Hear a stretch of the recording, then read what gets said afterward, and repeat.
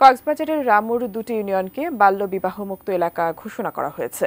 সকালে রামু উপজেলার বাকখালী কনফারেন্স হলে ওয়ার্ল্ড ভিশন বাংলাদেশের চাইল্ড সেফটি নেট প্রজেক্ট আয়োজিত এক অনুষ্ঠানে ঈদগড় ও কাউয়ারখোপ ইউনিয়নকে বাল্যবিবাহমুক্ত ঘোষণা করা হয়। এ সময় প্রধান অতিথির বক্তব্য দেন রামু উপজেলা নির্বাহী কর্মকর্তা রাশিদুল ইসলাম।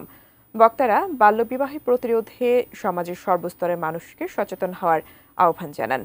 তারা বলেন, একটি সুন্দর পরিবার, সমাজ ও শিক্ষিত জাতি গঠনে বাল্যবিবাহকে নিরুৎসাহিত করতে হবে। এ পর্যন্ত কক্সবাজার সদর, উখিয়া, টেকনাফ ও রামুর ১৯টি ইউনিয়নকে বাল্যবিবাহ মুক্ত ঘোষণা করা হয়েছে।